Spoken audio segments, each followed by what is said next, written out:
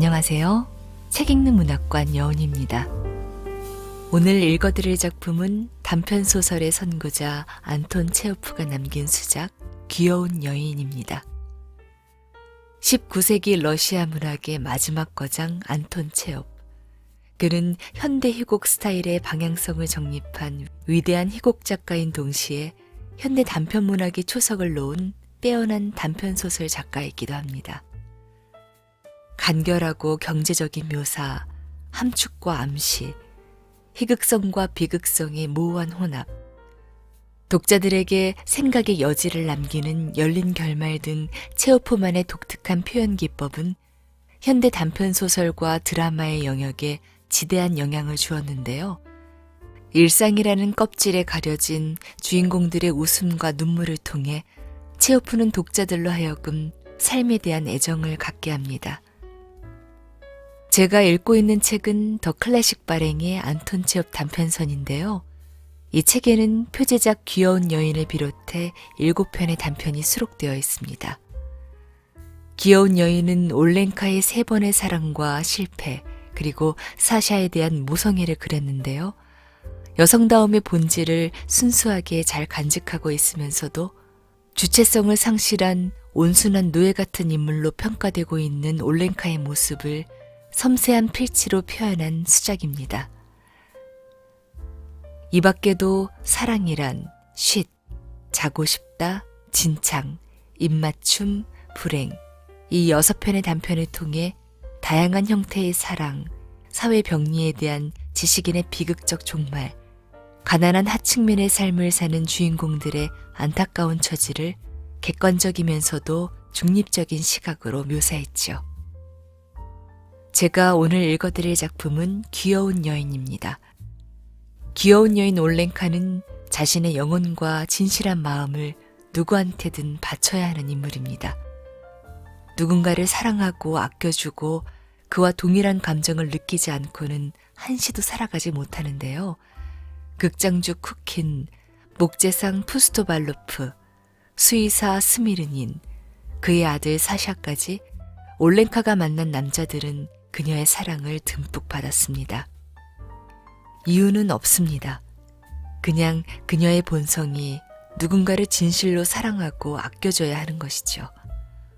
처음에는 동정심으로, 그 다음에는 에로스적 사랑의 감정으로, 그리고 나중에는 모성애로 그들을 감싸는데요. 체호프 문학의 절정을 보여주는 최고의 작품 귀여운 여인. 그 작품 속으로 잠시 들어가 보시죠. 구독과 좋아요, 알림 설정으로 함께 해주세요.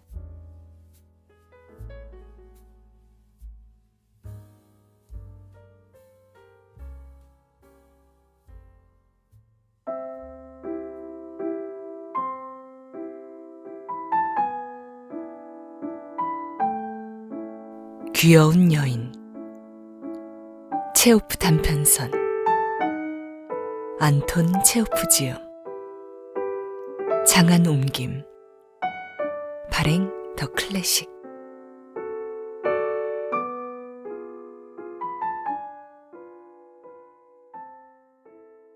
퇴역한 관리 플레마니코프의 딸 올렌카는 마당 현관 계단에 앉아 깊은 생각에 잠겨 있었다.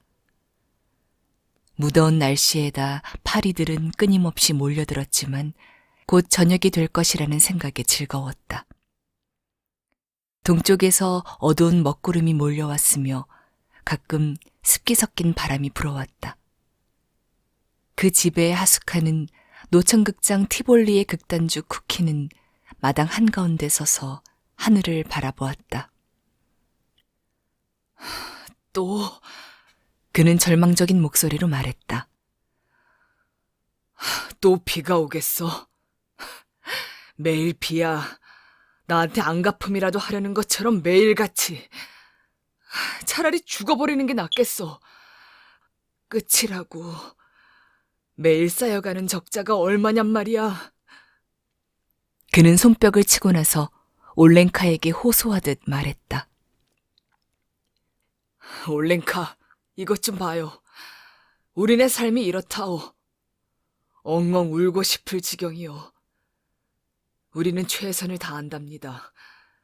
밤에도 잠 못 자고 괴로워하면서 어찌하면 더 잘할 수 있을까 생각하느라 머리에 쥐가 날 지경이라오. 하지만 결과는요? 일단 사람들은 무식하고 촌스럽기가 이를 데 없어요. 나는 그들한테 최고의 오페라, 몽환극, 최고 가수들의 연기를 보여줍니다. 하지만 그들은 뭘 원하는지 아십니까? 그들이 그런 것을 조금이나마 이해할 것 같습니까? 그들은 광대를 원하고 저속함을 요구한답니다. 날씨를 보라지.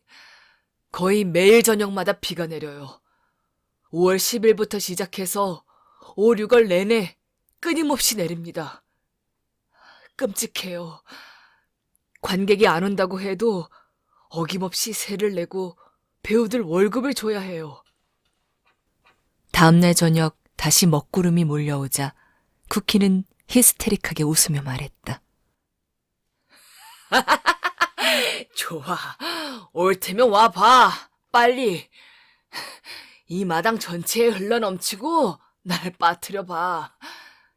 이승과 저승에서 내 행복을 저주해보란 말이다. 배우들이 날 고소하도록 만들란 말이야. 고소뿐이겠어?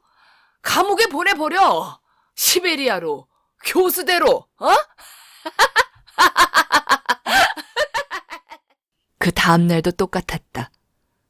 올랭카는 조용히 진지한 표정으로 쿠킨이 하는 말을 들어주었다. 가끔씩 그녀의 두 눈에 눈물이 맺혔다. 마침내 쿠킨의 불행이 그녀를 감동시킨 것이었다. 그녀는 그를 사랑하게 되었다. 쿠키는 작은 키에 깡마른 남자로 얼굴은 노랗고 관자놀이 위에 곱슬머리는 가지런했다. 그가 낮고 가느다란 목소리로 말할 때면 입술은 한쪽으로 일그러졌고 얼굴에는 늘 절망감이 가득했다.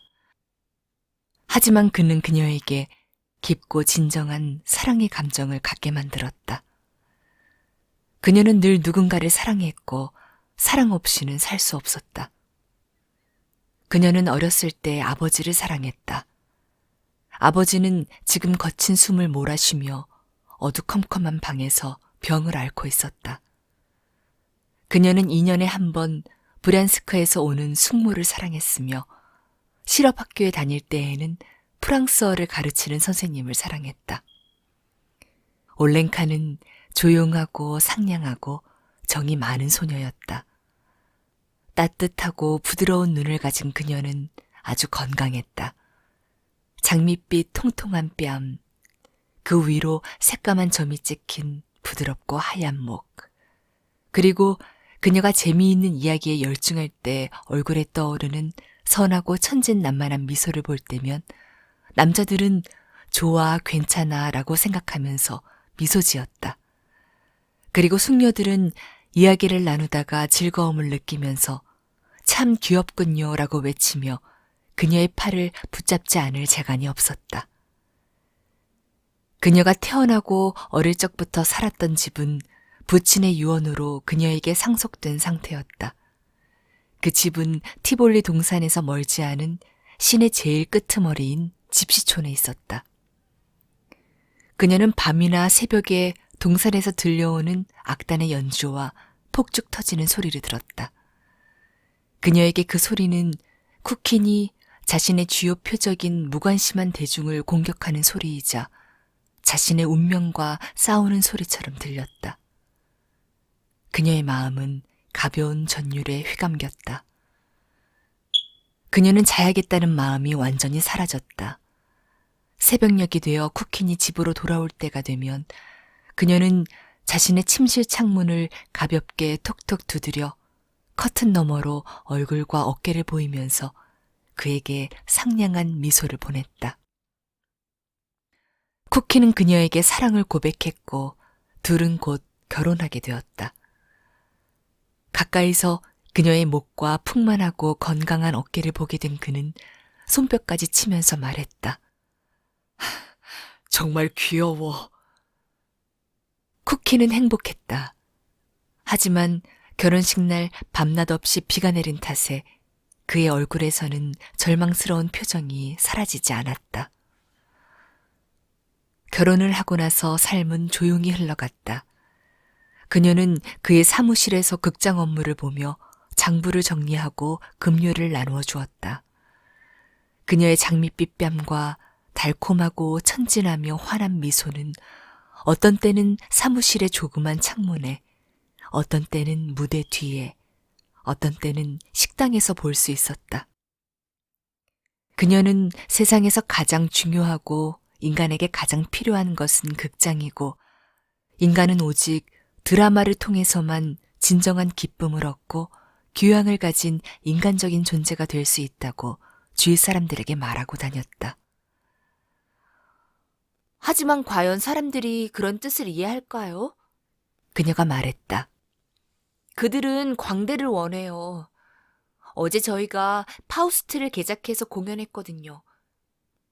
그런데 객석은 거의 텅텅 비었어요. 하지만 만일 바네치카와 제가 상스러운 심파극 같은 걸 공연했다면 자신 있게 말씀드리지만 극장은 벌써 문을 닫았을 겁니다.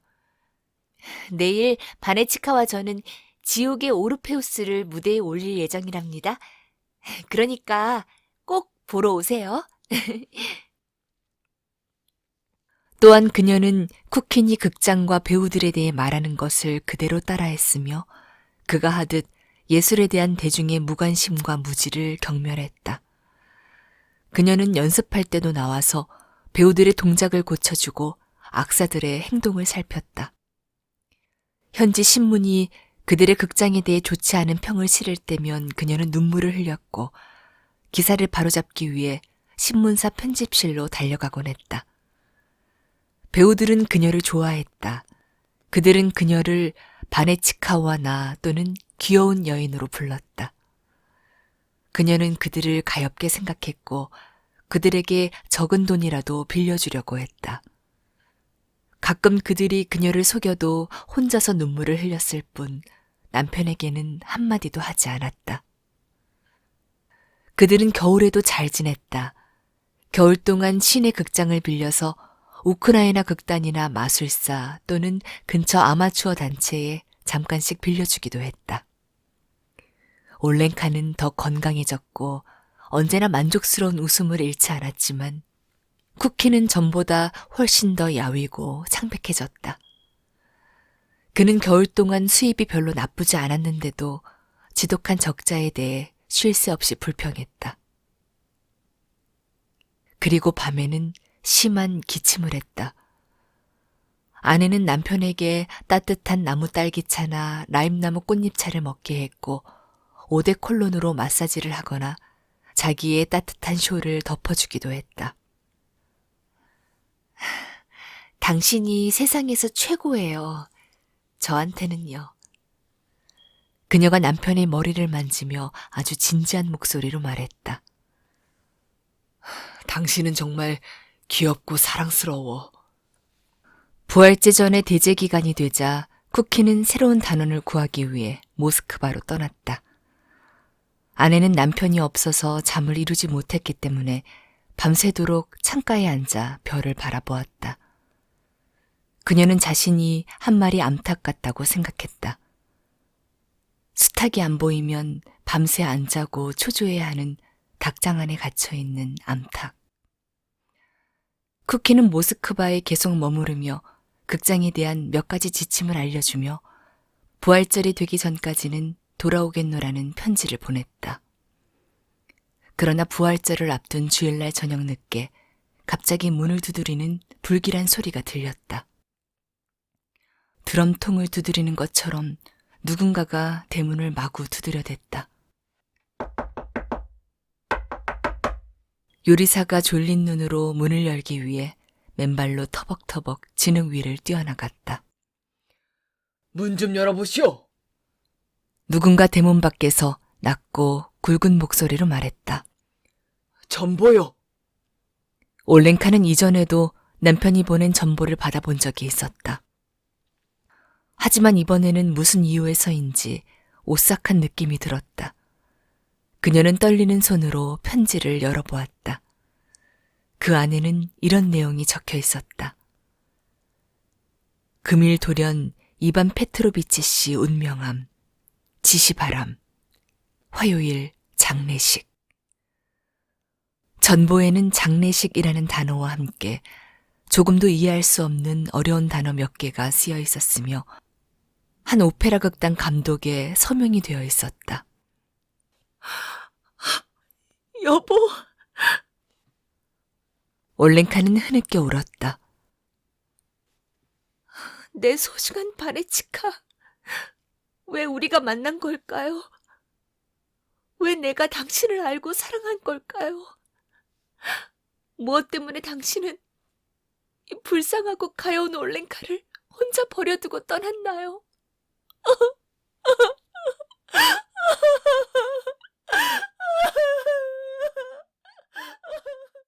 쿠킨의 장례식은 화요일에 모스크바 바간코프에서 치러졌다. 올랭카는 수요일에 집으로 돌아왔는데 집 안에 들어서자마자 침대 위에 몸을 던지고 거리와 이웃집까지 다 들릴 정도로 통곡했다. 귀여운 여인. 이웃집 여자들이 성호를 그으며 말했다. 올가 세메노브나, 귀여운 여인. 딱하기도 하지. 석 달 뒤 올랭카는 슬픔에 잠긴 채 미사를 마치고 집으로 돌아오고 있었다. 그녀의 이웃 바실리 안드레이치 푸스토발로프도 예배가 끝나고 돌아오는 길에 어쩌다 보니 그녀와 함께 걷게 되었다. 그는 목재상 바바카에프의 자재창고 책임 감독관이었다. 밀짚 모자를 쓰고 흰색 조끼에 금장 시계줄을 늘어뜨린 그를 보면 장사꾼보다는 지주가 떠올랐다. 올랭카, 모든 일은 운명에 정해진 대로 일어나는 법이에요. 그는 동정어린 목소리로 조용히 말했다.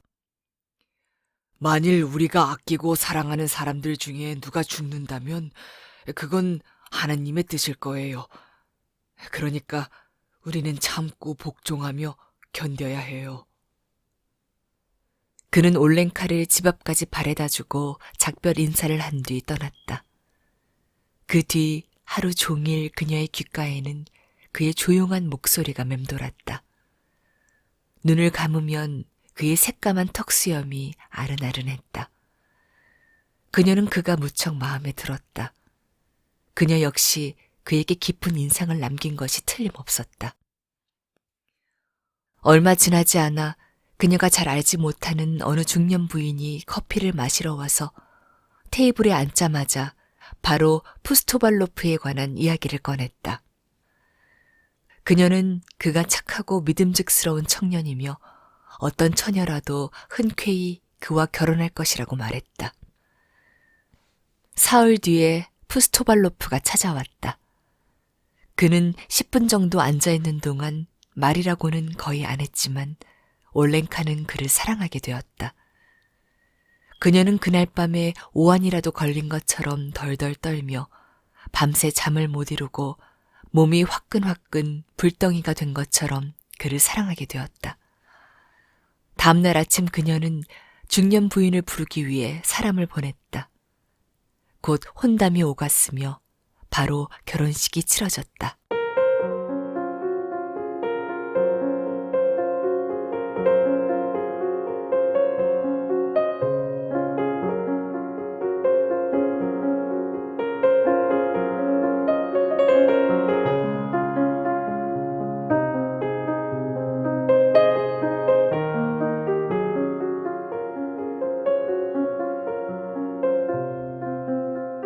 결혼 후에 푸스토발로프와 올랭카는 행복하게 지냈다.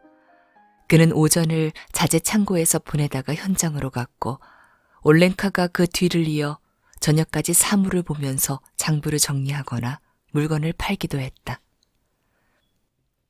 나무값이 해마다 20%씩 오르고 있답니다. 그녀는 고객들과 주변 사람들에게 입버릇처럼 말했다. 저희 사정을 봐주셔야 해요. 전에는 이 근처 나무를 갖다 팔았지만 이제 남편은 해마다 모겔레프 현까지 나무를 구하러 다녀야 하거든요. 그녀는 엄청나다는 듯 표정을 지으며 두 손으로 뺨을 감싸고 말했다. 또 운송료는 얼마나 드는 줄 아세요? 그녀는 자기 스스로를 꽤 오래전부터 나무를 팔아온 사람처럼 느꼈다. 마치 인생에서 가장 중요한 것도 꼭 필요한 것도 목재인 것 같았다. 각재나 기둥, 버팀목, 널빤지, 합판 같은 단어들이 익숙하고 애처롭게 들렸다. 밤마다 그녀의 꿈에는 한가득 쌓인 널빤지와 합판, 도시 너머 어딘가로 끊임없이 목재를 실어 나르는 집마차들의 긴 행렬이 보였다. 10m 정도 되는 통나무들이 싸움터로 나가는 것처럼 한개 연대로 고추선 채 자재창고로 걸어 들어가는 모습과 통나무, 대들보, 널조각 나무들이 마른 나무 고유에 울리는 소리를 내며 서로 부딪히는 소리와 모든 것이 차곡차곡 쌓이면서 넘어졌다가 다시 일어서는 장면들이 꿈속에 보였다. 올렌카는 꿈을 꾸며 소리를 질러댔고 그럴 때면 푸스토발로프가 그녀에게 다정한 목소리로 말했다. 올렌카, 왜 그래? 내 사랑, 어서 성호를 그어요. 남편이 어떤 생각을 하든지 그녀의 생각도 그와 똑같았다. 만약 그가 방이 더럽다거나 또는 사업이 잘 안 된다고 생각하면 그녀도 그렇게 생각했다. 그녀의 남편은 오락에는 관심이 없었고 쉬는 날에는 집안에 틀어박혀 있었다. 그녀도 마찬가지였다. 당신네 부부는 집과 사무실밖에 모르는군요. 친구들이 그녀에게 말했다. 귀여운 부인, 극장이나 서커스 구경을 좀 해봐요. 저나 남편이나 극장에 갈 시간이 전혀 없답니다. 그녀가 침착하게 대답했다. 우리는 일하는 사람들이랍니다. 하찮은 일에 신경 쓸 여유란 없어요. 극장에 가봐야 별거 없지요. 푸스토발로프와 그녀는 토요일마다 저녁 예배를 보았으며 휴일에는 새벽 예배에 나갔다. 교회에서 돌아오는 길에 그들은 밝은 얼굴을 하고 사이좋게 걸었다. 두 사람 다 향기를 내뿜었고 그녀의 비단 드레스는 상쾌하게 바스락거렸다. 한편 집에서는 두툼한 빵과 다양한 죽을 먹고 차를 마시고 그 다음에는 파이를 먹었다. 매일 정오가 되면 그 집들에서는 양배추국과 구운 양고기나 오리고기 냄새가 맛있게 풍겼고 사순절에는 생선 요리 냄새가 났다. 그 집 앞을 지날 때면 침을 흘리지 않을 재간이 없었다. 사무실에서도 항상 사모바르가 끓었으며 손님들은 늘 두꺼운 가락지빵과 함께 차를 대접받았다. 부부는 일주일에 한 번씩 목욕탕에 갔고 둘이 발그레해진 얼굴로 사이좋게 돌아왔다. 좋아요. 우린 잘 살고 있답니다. 올렌카가 친지들에게 말했다. 하느님께 감사드립니다. 하느님, 저와 제 남편처럼 다들 잘 살 수 있게 도와주세요. 푸스토발로프가 모겔레프 현으로 목재를 사러 떠나자 그가 많이 그리워진 그녀는 자다 말고 벌떡 일어나 갑작스레 눈물을 흘리곤 했다. 그들 부부의 집에서 하숙하는 군대의 젊은 수의사 스미르닌이 가끔씩 저녁에 들렀다. 그는 그녀에게 이야기를 들려주거나 카드게임을 하곤 했다. 덕분에 남편이 없는 동안 그녀는 잠시나마 위안을 받았다. 그의 가정생활에 관한 이야기에 특별히 관심을 가졌다. 그는 결혼을 해서 어린 아들이 하나 있지만 아내와 별거 중이라고 했다. 아내가 그에게 충실하지 못했기 때문에 그는 아내를 미워했고 아들 양육비로 매달 40루블씩 보내고 있었다. 그 모든 이야기를 들으면서 올렌카는 한숨을 쉬며 머리를 내저었다. 그녀는 그가 불쌍하게 여겨졌다. 걱정하지 마세요. 하느님이 지켜주실 겁니다. 그녀는 촛불을 높이 들어 계단을 내려가는 그를 비춰주면서 작별 인사를 했다. 쓸쓸하던 참에 와주셔서 고마워요. 주께서 당신에게 건강을 주시고 또 성모께서도 건강을 주시기를. 그녀는 남편과 같은 침착함과 품위와 신중함을 가지고 자기 생각을 표현했다. 수의사가 아래층 문 뒤로 사라진 다음에도 이렇게 말했다. 아시겠지만 블라디미르 플라토니치, 아내와 화해하시는 게 좋겠어요. 아들을 생각해서라도 부인을 용서해 주셔야 합니다. 그 꼬마가 꼭 모든 걸 이해해 줄 거예요. 푸스토발로프가 돌아온 후 그녀는 수의사에 관한 이야기와 그의 불행한 가정 생활에 대한 이야기를 조용조용 들려주었다. 둘은 같이 한숨 짓고 고개를 저으면서 틀림없이 자기 아버지를 그리워하고 있을 소년에 대해 이야기했다. 그리고 그들은 어떤 묘한 연상으로 인해 성상화 앞으로 다가가 땅에 이마가 닿을 정도로 절을 한 뒤에 하느님에게 그들 부부를 위해 아이를 보내달라고 기도했다. 그렇게 6년의 세월을 푸스토발로프 부부는 서로 사랑하며 행복하고 조화로운 삶을 조용하고 평화롭게 보냈다. 하지만 이럴 수가. 푸스토발로프는 어느 겨울날 창고에서 따끈한 차를 마신 뒤에 모자도 쓰지 않고 목재를 내리러 나갔다가 감기로 앓아눕고 말았다. 유명한 의사들이 그를 치료하려 했지만 그의 병세는 점점 악화되었고 결국 넉 달 동안 병석에 누워있다가 죽음을 맞이했다. 올렌카는 다시 과부 신세가 되었다. 남편의 장례식을 마치고 그녀는 울면서 말했다. 여보, 나를 버리고 어디로 갔어요?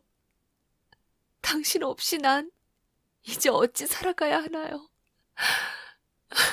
너무나 슬프고 괴로워요. 인정 많은 여러분, 저를 불쌍하게 여겨주세요. 이 세상에 혼자 남은 저를요. 그녀는 장갑을 끼거나 모자를 쓰지 않고 오직 상장이 달린 치렁치렁한 검은 드레스를 입고 다녔다. 그녀는 교회에 가거나 남편 무덤을 찾을 때를 제외하고는 거의 외출을 하지 않았다. 그녀는 수녀와 같은 생활을 하다가 6달이 지나고 나서야 상장을 떼고 차양을 걷어 올렸다. 이따금 가정부와 함께 먹을 것을 사기 위해 시장에 가는 그녀의 모습을 볼 수 있었다. 하지만 그녀의 집에서 어떤 일이 일어나고 있는지, 지금 그녀가 어떻게 살고 있는지는 모두 추측만 할 뿐이었다. 사람들은 그녀에게 큰 목소리로 신문을 읽어주는 수의사와 그녀가 마당에서 차를 마시고 있는 모습이나 그녀가 우체국에서 낯익은 부인과 만나 이야기하는 모습을 보면서 다양한 추측들을 쏟아놓았다. 우리 마을에 진짜 수의사는 한 명도 없어요. 그게 바로 여러 가지 돌림병이 생겨나는 이유랍니다. 항상 우유에서 사람들이 전염되고 말이나 소들 따위에서 질병이 옮아오는 거예요. 사람 건강도 중요하지만 가축들의 건강도 잘 살펴야 해요. 그녀는 어느새 수의사와 똑같은 말을 했고 모든 것에 대해 그와 같은 견해를 갖게 되었다. 그녀는 애착을 가지는 대상 없이는 단 1년도 살기가 힘들었다. 그녀는 하숙을 치면서 새로운 행복을 발견했다. 그것은 다른 여자라면 비난을 받을 짓이었겠지만 올렌카에 대해서는 단 한 사람도 나쁘게 생각하지 않았다. 그녀가 하는 모든 행동은 아주 당연한 듯 여겨졌다. 그녀나 수의사 모두 두 사람 사이에 생긴 변화에 대해 다른 사람들에게 한마디 말도 하지 않았다. 하지만 그것이 그렇게 쉽지만은 않았는데 올렌카에게는 비밀이라는 것이 없었기 때문이다. 어떤 방문객이 수의사를 찾아오거나 그와 같은 부대에서 근무하는 동료들이 찾아올 때면 그녀는 차를 따라주거나 저녁을 대접하면서 가축의 홍역이나 결핵에 대해서 그리고 시내의 도살장에 관해서 떠들어대기 시작했다. 그럴 때면 수의사는 굉장히 곤란한 표정을 지었다. 그는 손님들이 떠나고 나면 그녀의 손을 틀어쥐고 환한 목소리로 씩씩대며 말했다. 당신이 모르는 일에 관해서는 이렇다 저렇다 얘기하지 말라고 내가 전부터 부탁했잖아요. 우리 수의사들끼리 대화를 나눌 때는 제발 가만히 있었으면 좋겠어요. 제발 귀찮게 굴지 말아요. 그녀는 놀라고 당황스러운 표정으로 그를 쳐다보며 불만스럽게 되물었다. 볼로치카, 그럼 난 대체 어떤 얘기를 하란 거예요? 그리고 그녀는 눈물을 글썽거리고 그에게 화내지 말라고 애처롭게 사정하고 그를 껴안았다. 그렇게 두 사람은 행복했다. 하지만 그런 행복은 오래가지 못했다. 수의사가 그의 부대와 함께 영원히 떠나버린 것이다. 아주 멀리, 다른 곳도 아닌 시베리아로 부대를 옮겨야 했다. 올렌카는 또다시 혼자가 되었다. 그녀의 아버지는 오래전에 세상을 떠나버렸으며 그녀는 완전히 혼자였다. 아버지가 쓰던 안락 의자는 먼지 투성이가 되어 한쪽 다리가 빠진 채 다락방에서 굴러다녔다. 그녀는 살이 빠지고 매력도 잃어버렸다. 사람들은 전과 다르게 거리에서 그녀를 만나도 미소를 건네지 않았다. 분명히 좋은 시절은 지나가 버렸다. 차마 생각하지 못했던 새롭고 낯선 삶이 시작되었다. 저녁이 되면 올렌카는 현관 계단에 앉아 극장에서 들려오는 밴디의 연주 소리와 폭죽이 터지는 소리를 들었다. 그렇지만 지금 그 소리는 그녀에게 아무런 영감도 가져다 주지 못했다. 그녀는 아무 생각 없이 아무런 희망도 없이 하염없이 텅 빈 마당을 내다보았다. 밤이 오면 침대로 걸어가 자신의 빈 마당을 꿈속에서 보았다. 그녀는 하는 수 없이 먹고 마시는 것 같았다. 하지만 그보다 그녀가 더 이상 자신의 주관을 가지고 있지 않다는 것이 제일 심각한 일이었다. 그녀는 자기 주위에 있는 대상들을 보고 주위에서 보는 모든 것들을 이해했지만 그 무엇에 대해서 자신의 의견을 내보이거나 어떤 것에 대해 무슨 이야기를 해야 할지 몰랐다. 어떤 것에 대한 자신의 견해가 아무것도 없다는 것은 얼마나 끔찍한가. 가령 병 한 개 가격은 얼마나 하는지, 또는 비가 오는지 안 오는지, 마차를 타고 가는 것이 농부인지 아닌지 정도는 알 수 있다. 하지만 그 병이나 비, 농부가 무엇을 위한 것인지, 또는 그것들이 어떤 의미를 가지고 있는지는 말할 수 없었다. 설령 1,000루블을 준다고 해도 대답할 수 없을 것이다. 쿠킨이나 푸스토발로프 그리고 수의사와 살았을 때는 올렌카도 모든 것을 설명할 수 있었을 뿐더러 어떤 일에 대해서든 자신의 생각을 말할 수 있었다. 하지만 지금 그녀의 머리와 가슴 한복판에는 텅 빈 마당처럼 공허함만 가득했다. 마치 쓰디쓴 쑥을 한 주먹 집어 삼킨 것처럼 굉장히 불쾌하고 힘들었다. 도시는 사방으로 넓어졌다. 집시촌은 큰 길이 됐고 극장과 목재 창고가 있던 자리에는 집들이 빽빽하게 들어서고 새 골목이 만들어졌다. 시간이 어찌나 쏜살같이 지나가 버리는지 녹슨 지붕과 한쪽으로 기운 헛간, 군데군데 잡초와 가시가 따가운 엉겅퀴가 수북하게 자란 마당, 올렌카가 사는 집은 우중충해 보였다.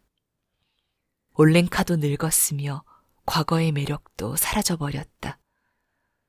여름이 되면 그녀는 현관 계단에 나와 앉아 있었다. 그녀의 영혼은 예전처럼 공허하고 우울했으며 향쑥처럼 씁쓸했다. 그녀는 겨울이 오면 창가에 앉아 쌓인 눈을 바라보았다. 봄바람이 불거나 사원의 종소리가 바람에 실려오기라도 할라치면 갑자기 과거의 추억이 밀려들면서 심장이 부드럽게 죄어오고 눈에는 눈물이 방울방울 맺혔다. 그러나 그것은 순간적으로 지나가고 그 다음에는 또다시 공허함과 삶의 목표에 대한 회의가 밀려왔다. 검은 고양이 브리스카가 그녀에게 몸을 비벼대면서 부드럽게 가르랑거렸지만 그런 애정 공세도 올랭카를 조금도 감동시키지 못했다. 그녀가 원하는 것은 그런 것이 아니었기 때문이다. 그녀의 존재 전체를, 그녀의 모든 영혼과 이성을 사로잡을 수 있고 그녀에게 삶에 대한 생각과 나아갈 길을 제시해 줄 수 있으며 그녀의 늙은 피를 따뜻하게 덮일 수 있는 그런 사랑이 그녀에게는 필요했다. 그녀는 고양이를 옷자락에서 떼놓으면서 짜증 섞인 목소리로 꾸짖었다. 저리로 가. 저리 가버려. 귀찮아. 그렇게 날이 가고 해가 거듭되었으나 여전히 아무런 기쁨도 없이 아무런 의견도 가져보지 못하고 시간을 보냈다. 그녀는 요리사 마브라가 하는 대로 살림을 내버려 두었다.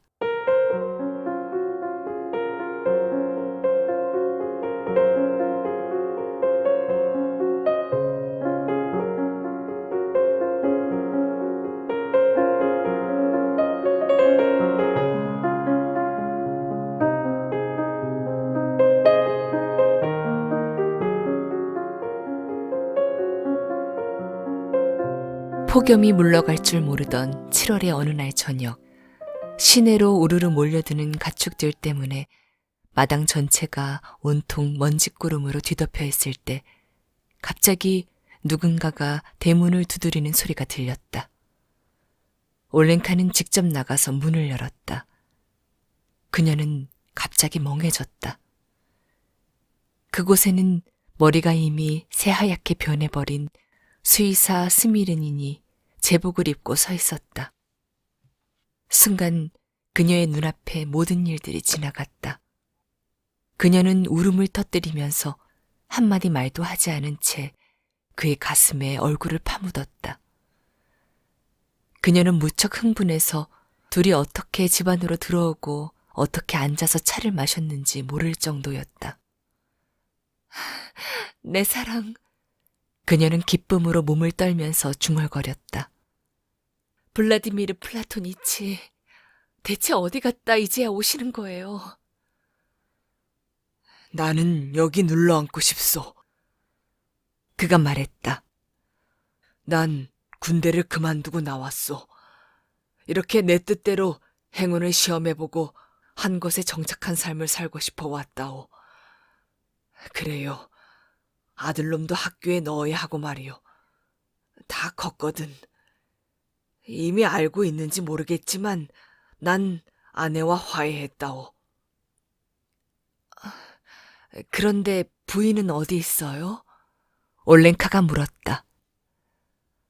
아내는 아들과 함께 여인숙에 있지.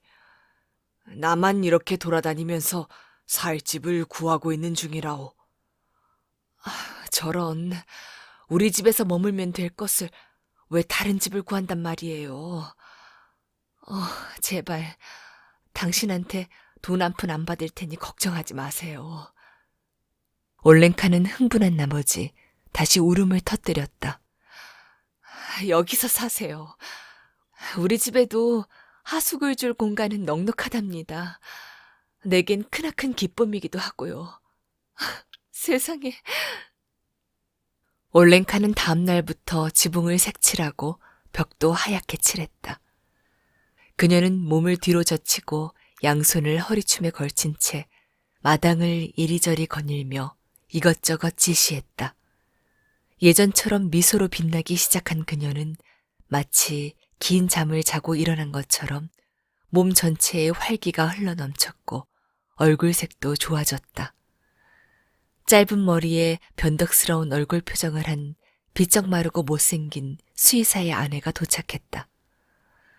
그녀와 함께 나이에 비해 몸집이 작은 소년 사샤가 서 있었다. 그는 벌써 10살이었다. 통통한 몸과 반짝반짝 빛나는 파란 두 눈, 보조개가 팬 뺨을 가진 소녀는 마당에 들어서자마자 고양이를 쫓아 달려갔다.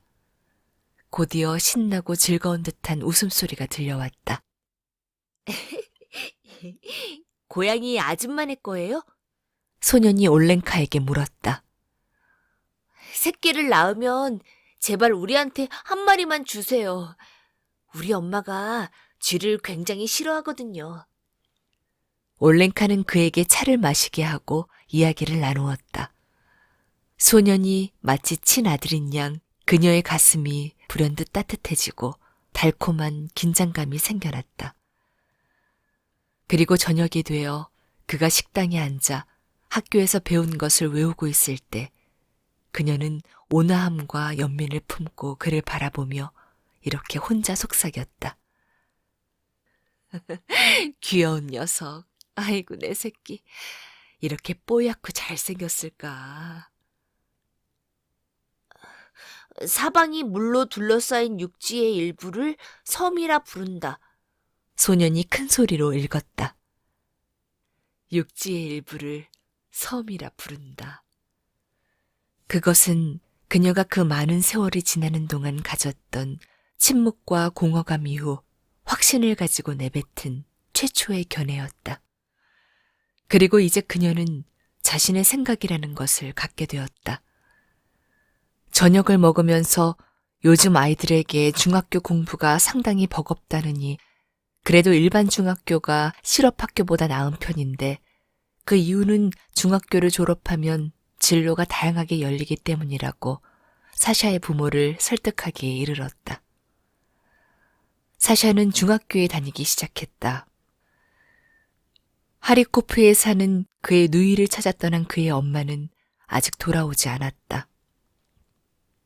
사샤의 아버지는 매일 가축대를 진찰하러 나갔으며 사흘이나 집에 돌아오지 않을 때도 있었다. 그래서 올랭카는 사샤가 버려진 것이 확실한 데다가 그가 집에서 불필요한 존재고 그대로 내버려 둔다면 배고픔으로 죽을 것이라고 생각했다. 그녀는 소년을 자기가 사는 곁으로 옮겨와 그곳의 작은 방에서 생활할 수 있도록 했다.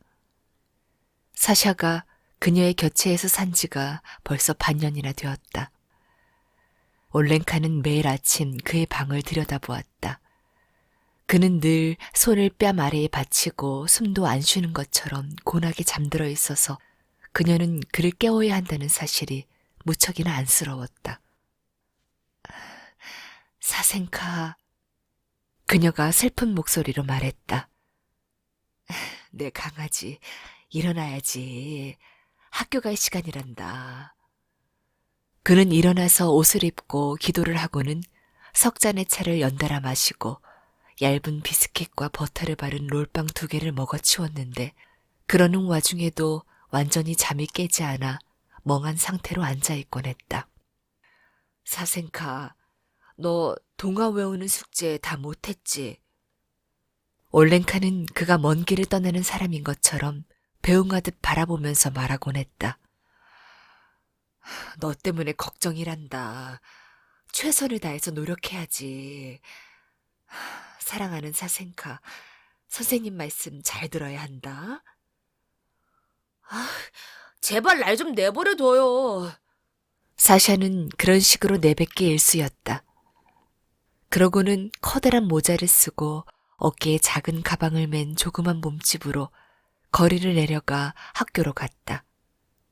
올랭카는 말없이 그의 뒤를 따라 걷곤 했다. 사생카. 그녀는 그의 등 뒤에서 이름을 불러 그의 손에 대추나 사탕 같은 것을 쥐어주곤 했다. 그는 학교가 있는 골목으로 들어설 때마다 키만 멀쩡하게 크고 다부진 몸집을 가진 여자가 자신을 따라오는 것이 창피했던지 매번 뒤돌아보며 이렇게 말했다.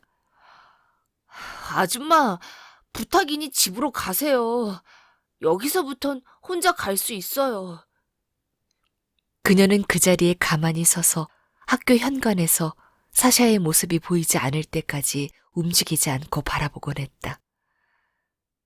아, 그녀가 그 아이를 얼마나 사랑하는지 지금껏 그토록 애틋함을 느껴본 적은 없었다.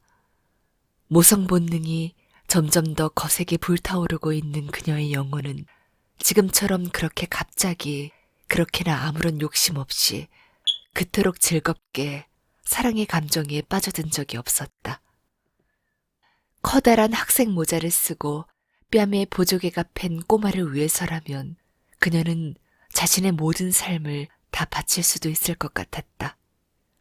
그것도 사랑의 기쁨과 눈물도 함께. 이유가 뭐냐고? 누가 그 이유를 정확히 알 수 있을까? 사샤가 학교 안으로 들어가는 모습을 본 뒤에 그녀는 만족스럽고 평온한 기분이 되어 사랑으로 가득 찬 마음으로 집으로 돌아오곤 했다. 항상 미소가 떠나지 않고 환하게 빛나는 그녀의 얼굴은 지난 6달 동안 훨씬 젊어졌다. 만나는 사람마다 기분 좋은 얼굴로 이렇게 말을 건넸다. 좋은 아침입니다.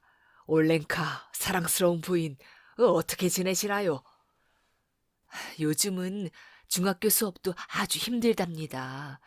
시장에서 그녀는 그렇게 말을 꺼내곤 했다. 진짜 그렇대요. 이제 겨우 1학년인데 어제 동화 한 편을 다 외우고 라틴어를 번역해 오는 숙제를 내주었다니까요. 그게 다가 아니라니까요. 꼬맹이들한테는 아무래도 힘든 일이에요.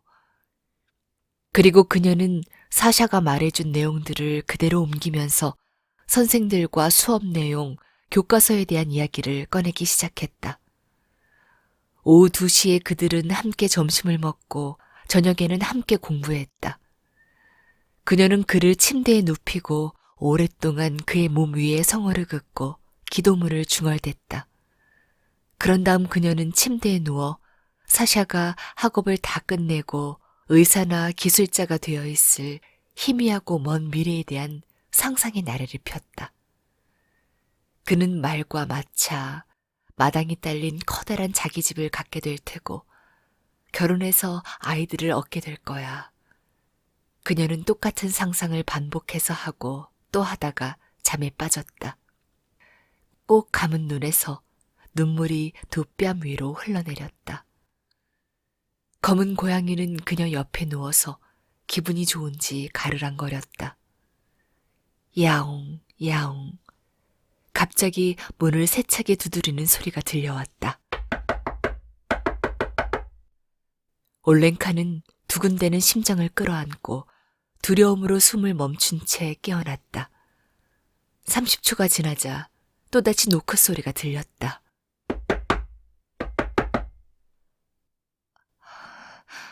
하리코프에서 온 전보일 테지. 그녀는 머리부터 발끝까지 온몸을 떨면서 생각했다. 사샤 엄마가 하리코프의 집으로 애를 보내라고 전보를 친 거야. 오, 하느님, 제게 자비를 베풀어 주세요.